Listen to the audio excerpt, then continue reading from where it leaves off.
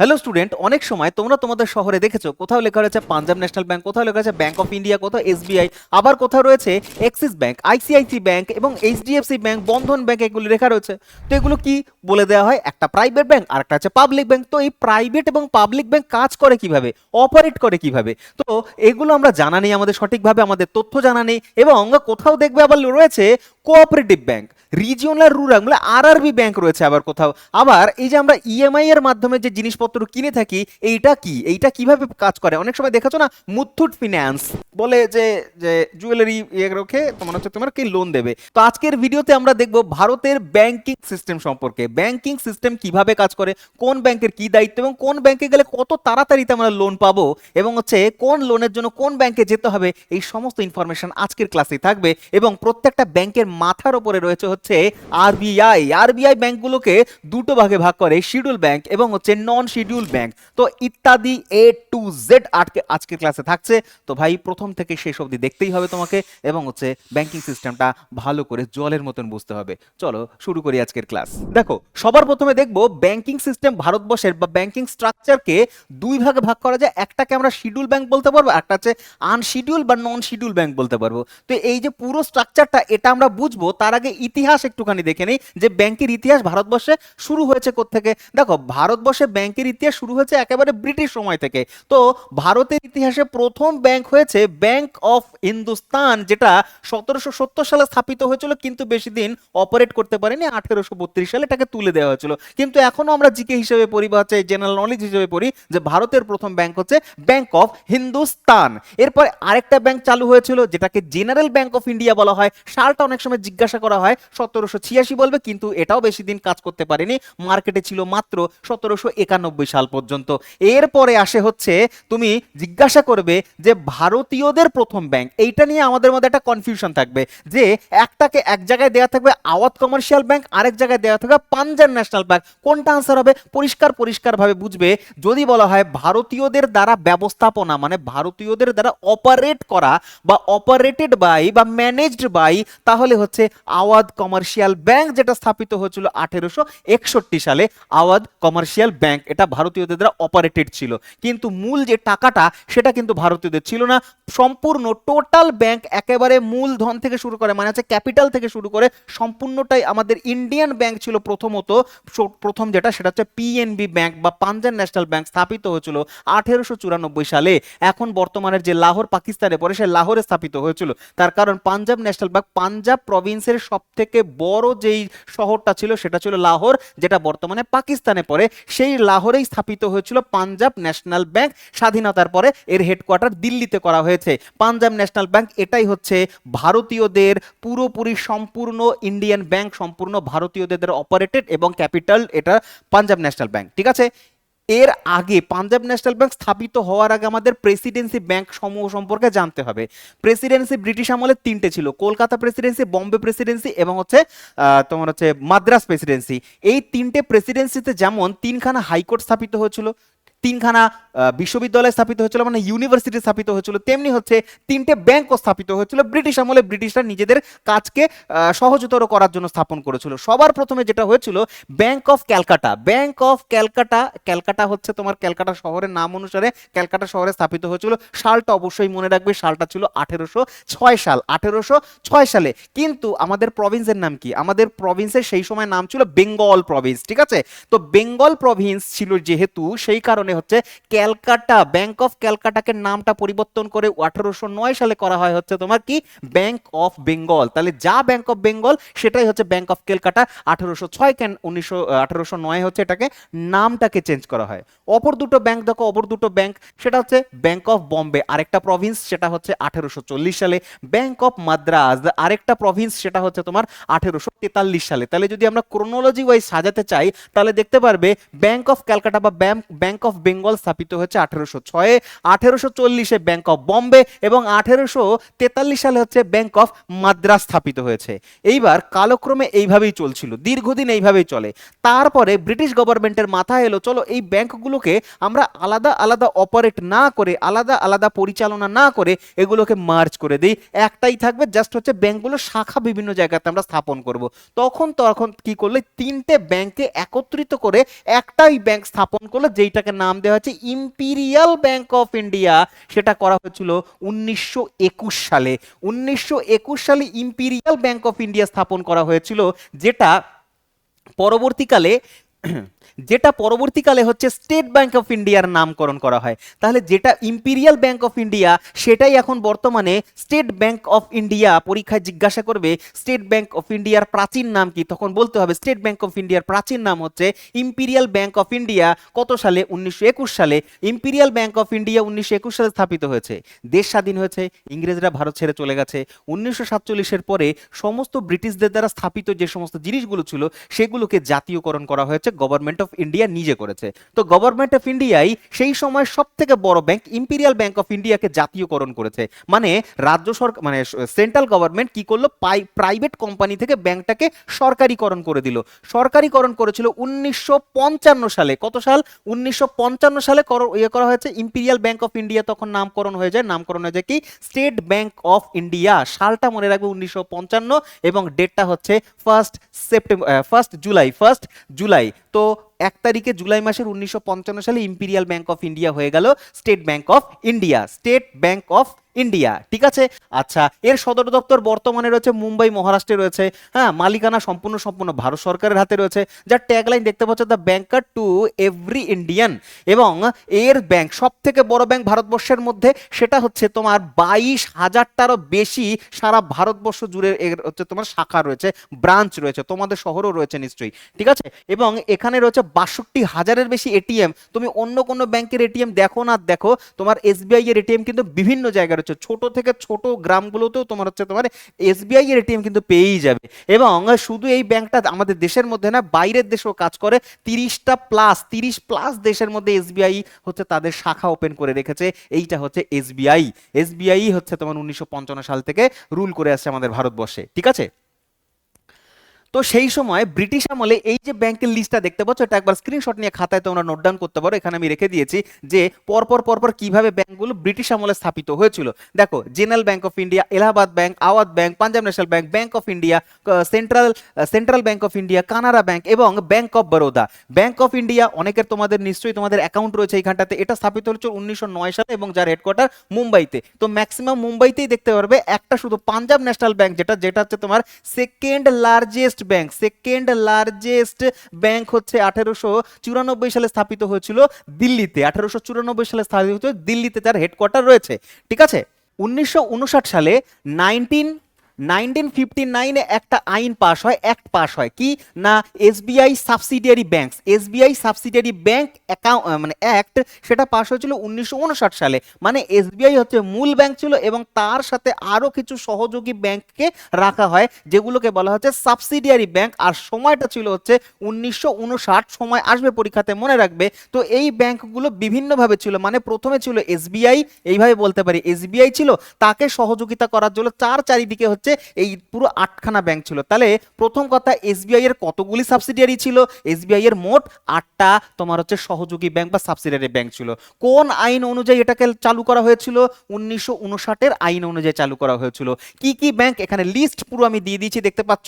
বলছে state bank of Bikaner, Jaipur, তারপরে Hyderabad bank, Mysore bank, Patiala, ট্রাভাঙ্কুর, তারপরে মহিলা ব্যাংক, ইম্পর্টেন্ট আগে গিয়ে পড়বে এটা আলাদা করে, সৌরাষ্ট্র ব্যাংক এবং হচ্ছে ইন্ডোর ব্যাংক। এবার এই 8টা ব্যাংক এখন আর কেউ জীবিত নেই, সবাই এখন মৃত হয়ে গেছে। মানে হচ্ছে এসবিআই সাথে এগুলোকে মার্জ করে দেয়া হয়েছে। তো এসবিআই এর সাথে কালক্রমে এগুলোকে সংযুক্ত করে দেয়া হয়েছে, সেই জন্য এই ব্যাংকগুলোকে এখন আমরা দেখতে পাই না।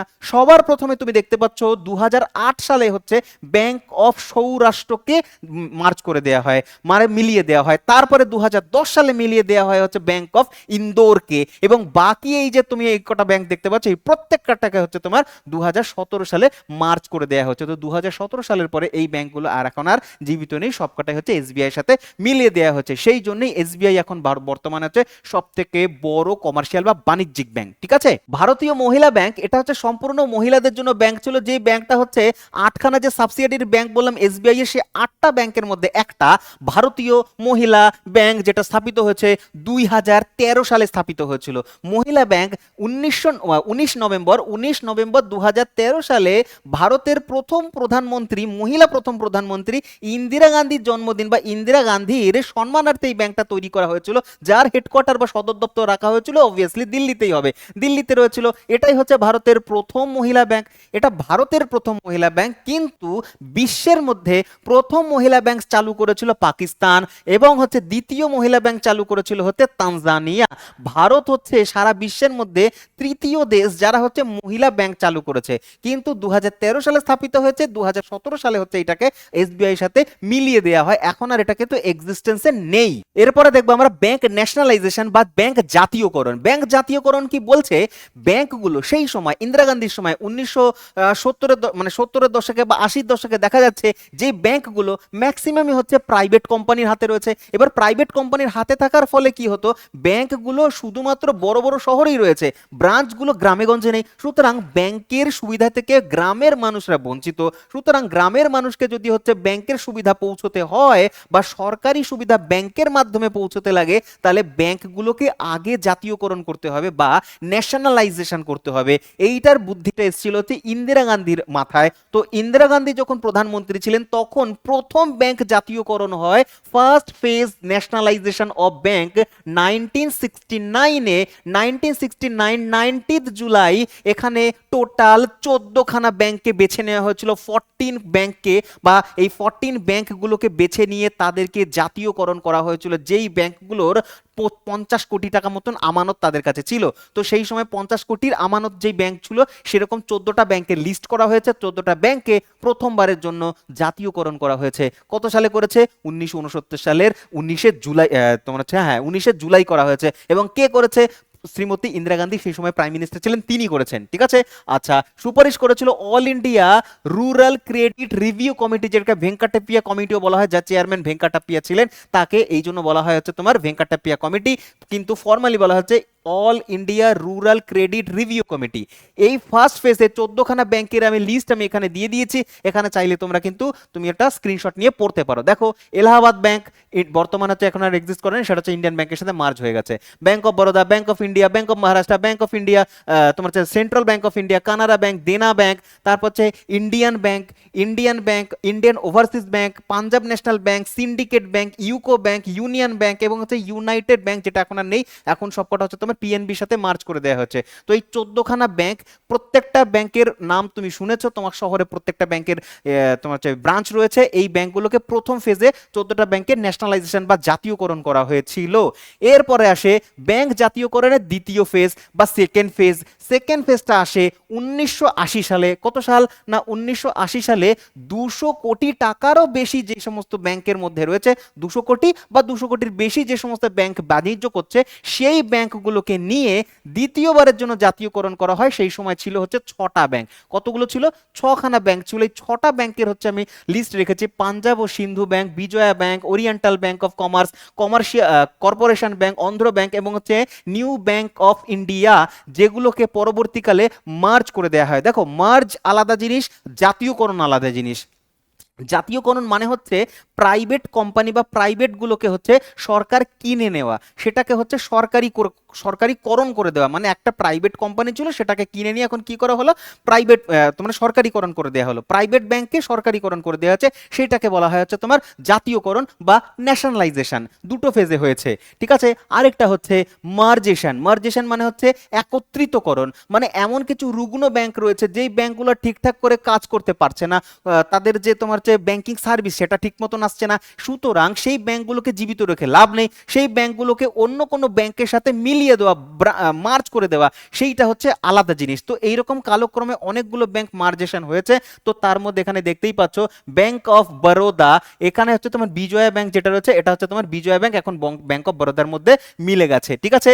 তারপরে ওরিয়েন্টাল ব্যাংক বলে একটা ব্যাংক ছিল, যেই ব্যাংকটা এখন কার সাথে রয়েছে, পাঞ্জাব ন্যাশনাল ব্যাংকের সাথে রয়েছে। তাহলে তোমার যারা একটা সময় ওরিয়েন্টাল ব্যাংকের কাস্টমার ছিল বা অ্যাকাউন্ট ছিল, তারা এখন কোন ব্যাংকে যাবে, তারা এখন হচ্ছে পিএনবির মধ্যে যাবে, ঠিক আছে। তো এই হচ্ছে ব্যাপার। তুমি অনেক সময় শুনেছো প্রাইভেট ব্যাংক এবং পাবলিক ব্যাংক, এখানে যে লিস্ট আমি রেখেছি এটা হচ্ছে পাবলিক ব্যাংক। পাবলিক ব্যাংকের মধ্যে কাকে বলবো, যারা একটা সময় জাতীয়করণ হয়েছে বা ন্যাশনালাইজেশন করা হয়েছে। টোটাল 3টে ধাপে ন্যাশনালাইজেশন বা জাতীয়করণ করা হয়েছিল, মনে করে দেখো।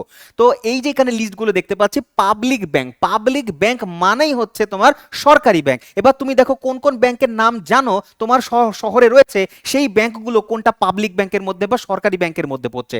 দেখো স্টেট ব্যাংক অফ ইন্ডিয়া, মনে করে দেখো সবার প্রথমে জাতীয়করণ কিন্তু স্টেট ব্যাংক অফ ইন্ডিয়া কি করা হয়েছিল, 1955 সালে স্টেট ব্যাংক অফ ইন্ডিয়া তৈরি হয়েছিল। এটা হচ্ছে একটা সরকারি ব্যাংক বা পাবলিক ব্যাংকের মধ্যে পড়া হয়। তারপরে Punjab national bank, bank of Baroda, Canara bank, আমি সরে যাচ্ছি, দেখো এখানে তোমার ইয়ারগুলো রয়েছে এবং হচ্ছে হেডকোয়ার্টার দিয়েছি এবং কিছু ব্যাংকের ট্যাগলাইন রয়েছে তারা ইউজ করে থাকে সেগুলো। এটা হচ্ছে প্রথম 4টে গেল। তারপরে 4টে হচ্ছে union bank of India, Indian bank, bank of India এবং সেন্ট্রাল ব্যাংক অফ ইন্ডিয়া, এইগুলো হচ্ছে তোমার পাবলিক ব্যাংক বা সরকারি ব্যাংকের মধ্যে পড়া হয়। দেখো প্রত্যেকটা ব্যাংকের হেডকোয়ার্টার আমি সাল দিয়ে দিয়েছি, পজ করে তুমি স্ক্রিনশট নিতে পারো এটা এবং পড়বে বাড়িতে। তারপরে 9 নম্বর হচ্ছে Indian overseas bank, UCO bank, bank of Maharashtra এবং পাঞ্জাব অ্যান্ড সিন্ধ ব্যাংক। এগুলো হচ্ছে এই 12টা, বর্তমানে এই 12খানা ব্যাংকই হচ্ছে আমাদের হচ্ছে এখন বর্তমানে সরকারি ব্যাংকের মধ্যে পড়ে। আর এই 12টা ব্যাংকের মধ্যে নিশ্চয়ই তুমি ম্যাক্সিমামটাই জানো তোমার শহরে এদের ব্রাঞ্চ রয়েছে। তো এই ব্যাংকগুলো হচ্ছে সরকারি ব্যাংক, ইংরেজিতে বলা হয় পাবলিক ব্যাংক।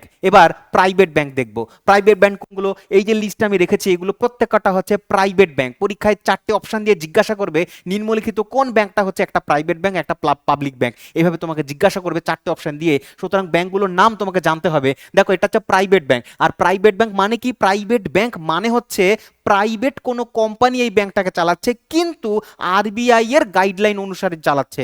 তাহলে যেটা প্রাইভেট ব্যাংক, যেটা হচ্ছে পাবলিক ব্যাংক, তো প্রাইভেট হোক আর পাবলিক হোক, যেই হোক না কেন, ব্যাংকিং তুমি সেক্টরে এসেছো, ব্যাংক চালাচ্ছ, সুতরাং সবার মাথার উপরে রিজার্ভ ব্যাংক অফ ইন্ডিয়া বসে রয়েছে। তো প্রত্যেককেই রিজার্ভ ব্যাংক অফ ইন্ডিয়ার গাইডলাইন অনুযায়ী চালাতে হবে, ঠিক আছে।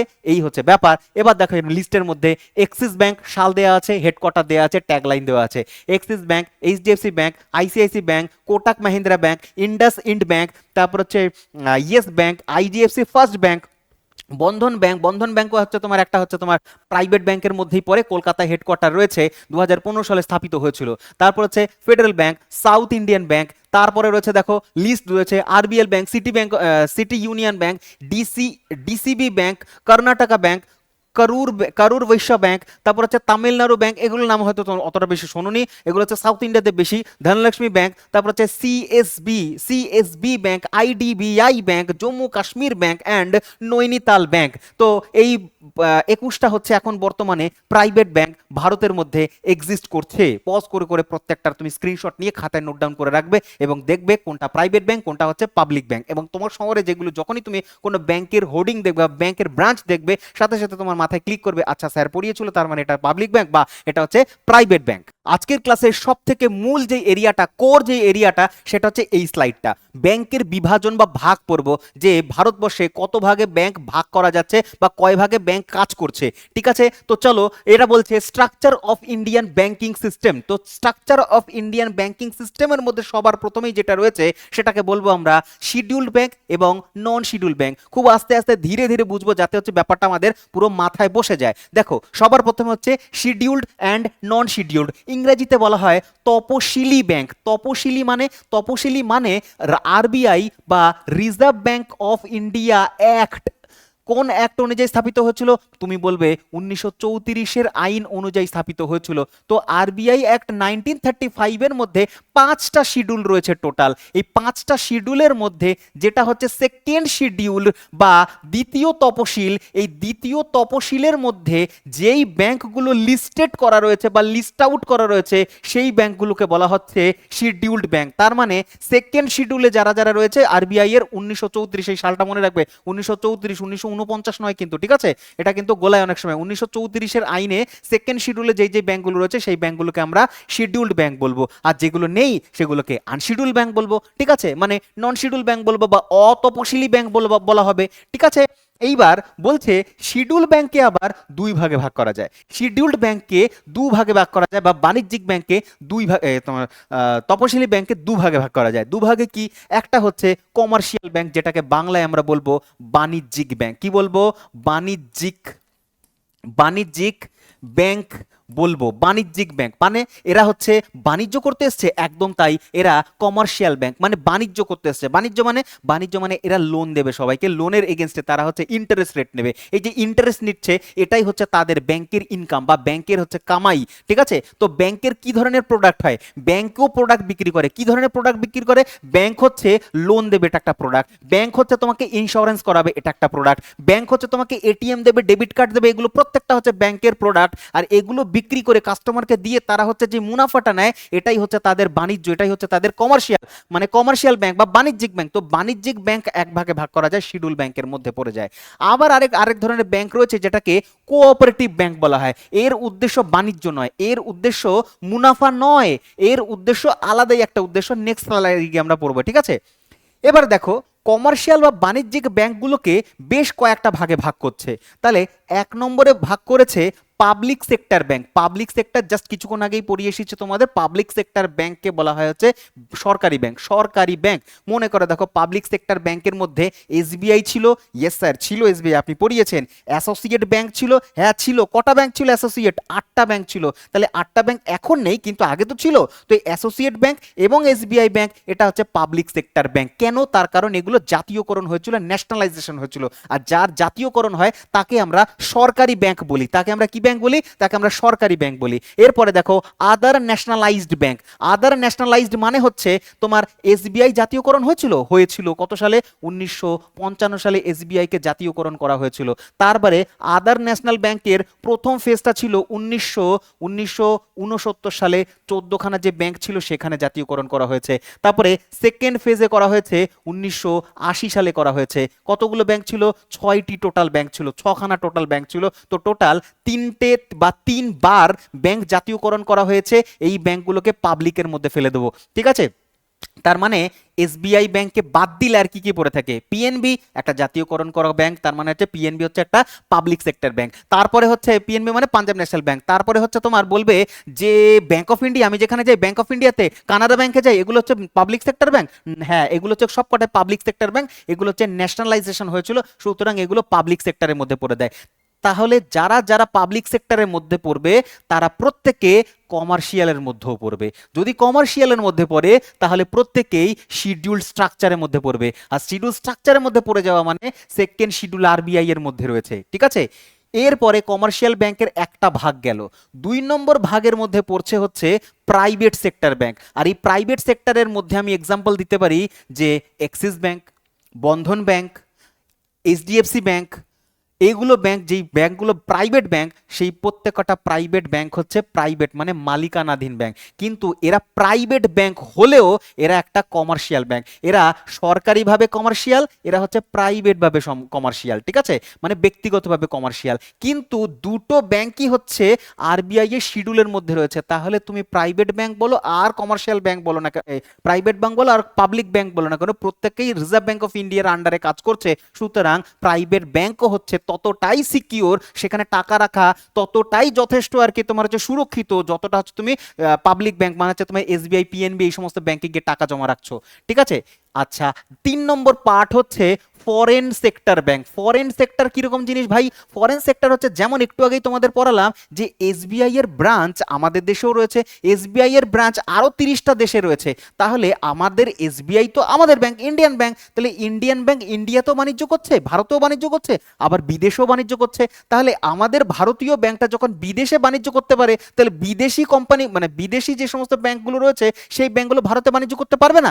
একদম পারবে। তাহলে যদি কোনো আমেরিকার ব্যাংক, চায়নার ব্যাংক, হংকংয়ের কোনো ব্যাংক যদি ভারতবর্ষে তারা বাণিজ্য করতে পারে with permission of RBI, reserve bank of India, মানে রিজার্ভ ব্যাংক অফ ইন্ডিয়া তাদেরকে প্রপার লাইসেন্স দিচ্ছে যে হ্যাঁ তুমি ভারতে বাণিজ্য করতে পারো, কিন্তু তোমাকে আগে কি হতে হবে না, শিডিউলের মধ্যে, দ্বিতীয় শিডিউলের মধ্যে লিস্টেড হতে হবে, তবেই তোমাকে সুযোগ দেবে, নাহলে নয়।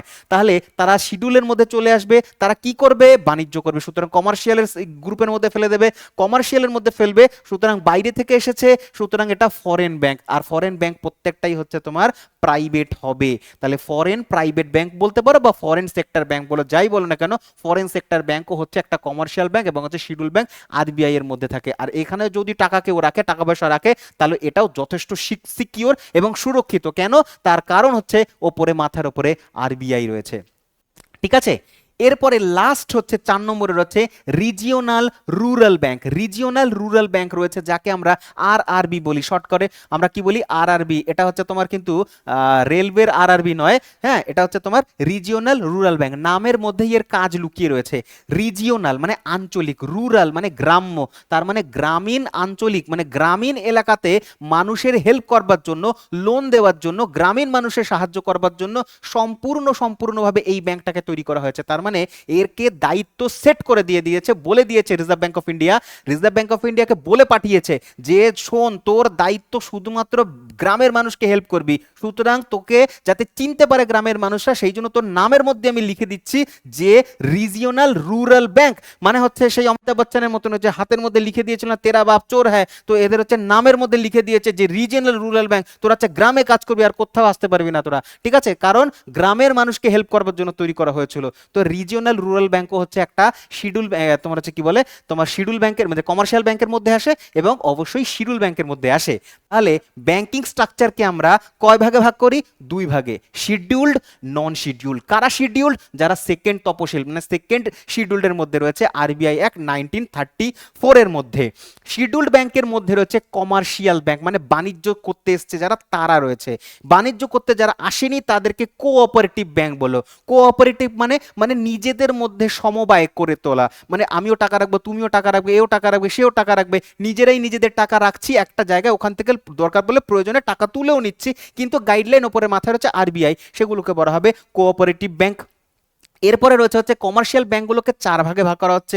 বলছে public sector bank, public sector bank, private sector bank, private sector bank, foreign sector bank মানে হচ্ছে বিদেশি কোম্পানি, এবং বিদেশি কোম্পানির সাথে হচ্ছে তোমার রিজিওনাল রুরাল ব্যাংক। এই 4টে ব্যাংকই হচ্ছে তোমার কমার্শিয়াল ব্যাংক। এইবার তোমাকে আমি 2-3টে ব্যাংকের নাম বলবো, তুমি হচ্ছে সেই ব্যাংকগুলোকে মনের মধ্যে ইমাজিন করবে যে কোন খোপের ভিতরে বসবে।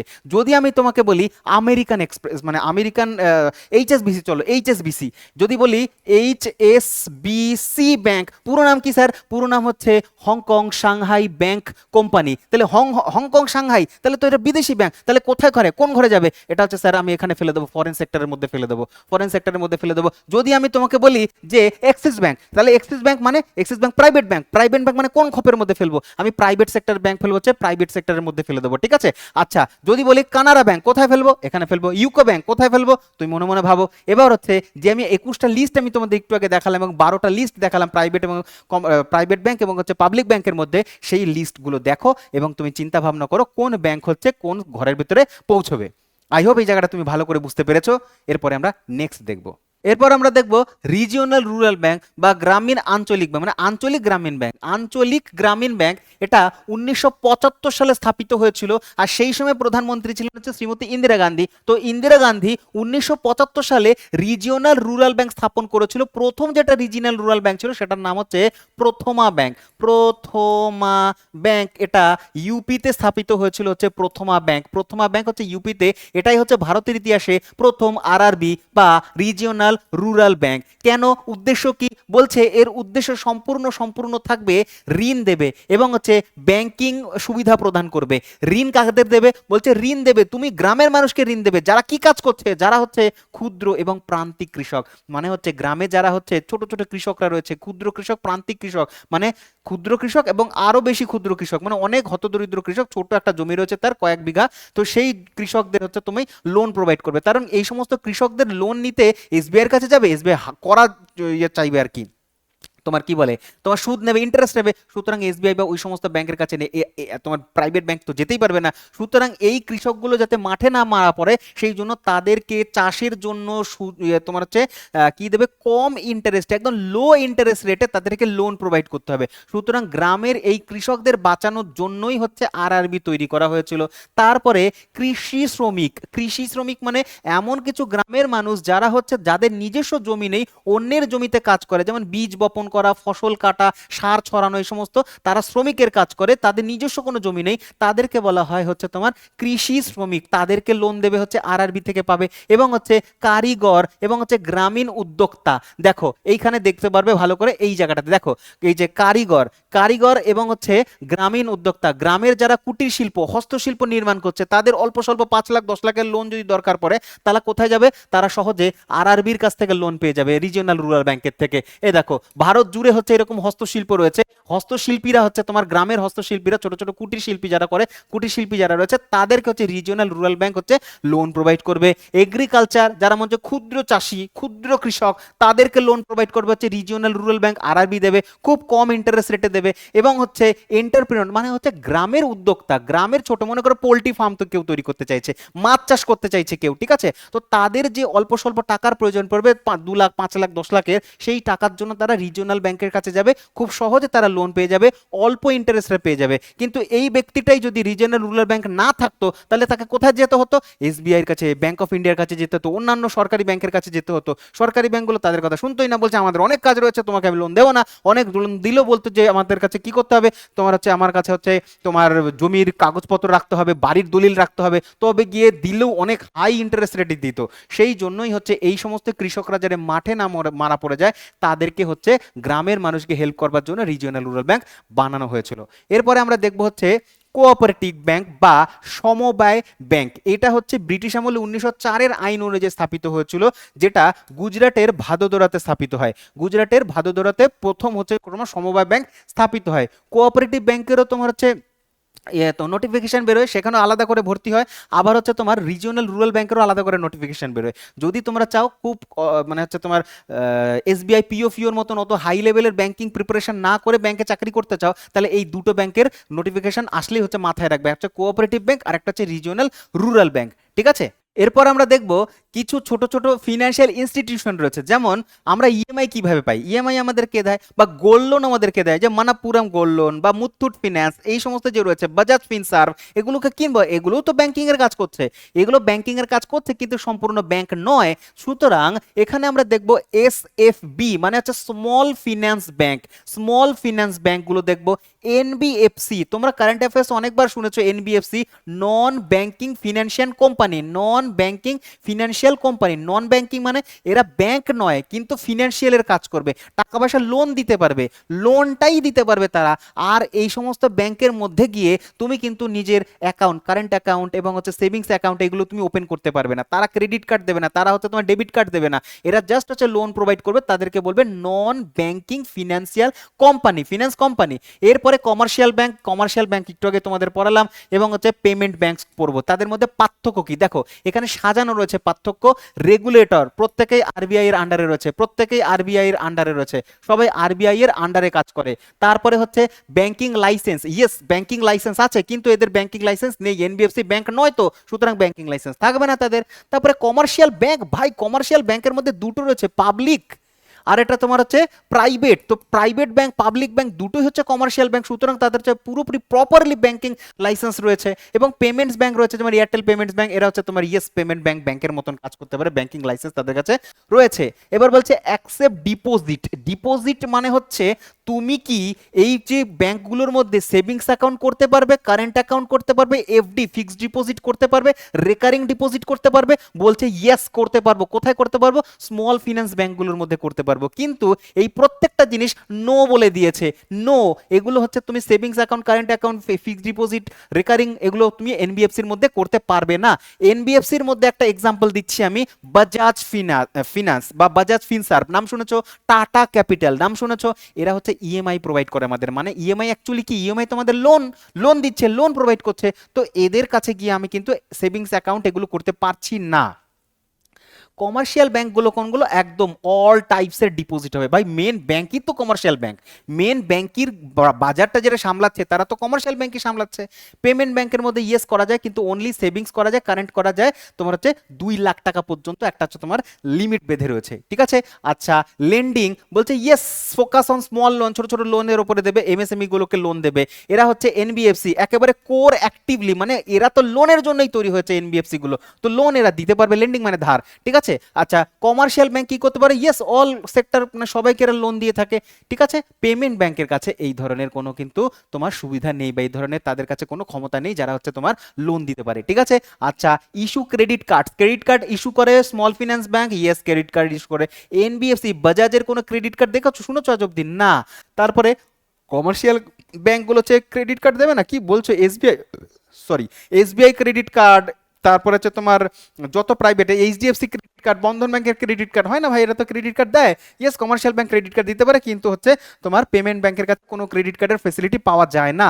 ইস্যু ডেবিট কার্ড মানে হচ্ছে এটিএম কার্ড যেটাকে আমরা বলি, সেই এটিএম কার্ড হচ্ছে তোমার তোমার হচ্ছে স্মল ফিন্যান্স ব্যাংকগুলো দিতে পারে, বাজাজের কাছে কোনো চান্স নেই, এরা হচ্ছে দেবেই দেবে। তোমাদের প্রত্যেকের পকেটে রয়েছে কিন্তু এটিএম কার্ড কোনো না কোনো ব্যাংকের, দেখবে সেই ব্যাংকটা ম্যাক্সিমামটাই কমার্শিয়াল ব্যাংক হবে। কমার্শিয়াল ব্যাংকের মধ্যে হচ্ছে সেটা ন্যাশনালাইজড ব্যাংক হবে, মানে হচ্ছে পাবলিক সেক্টর ব্যাংক হবে। এবং হচ্ছে পেমেন্ট ব্যাংক, পেমেন্ট ব্যাংকের কাছেও হচ্ছে কিন্তু এটিএম প্রোভাইড করতে পারবে, কিন্তু ডেবিট কার্ড প্রোভাইড করতে পারে না তারা, ঠিক আছে। So thank you very much সম্পূর্ণ ভিডিও দেখবার জন্য। তোমাদেরকে আমি খুব সহজে ব্যাংকিং স্ট্রাকচার বা ব্যাংকিং সিস্টেম কিভাবে কাজ করে ভারতবর্ষে সেগুলো আমি তোমাদের বোঝালাম, চেষ্টা করলাম। আই হোপ তুমি বুঝতে পেরেছো খুব সহজ সরল ভাষায়। তো নেক্সট ভিডিও আসছে খুব তাড়াতাড়ি ব্যাংকিং সেক্টরে বা অন্য কোনো ইয়েতে, তুমি ততক্ষণে ওয়েট করো এবং দেখতে থাকো তোমাদের হচ্ছে প্রিয় চ্যানেল ইউর স্টাডি। ততক্ষণ পর্যন্ত বেস্ট অফ লাক অ্যান্ড জয় হিন্দ।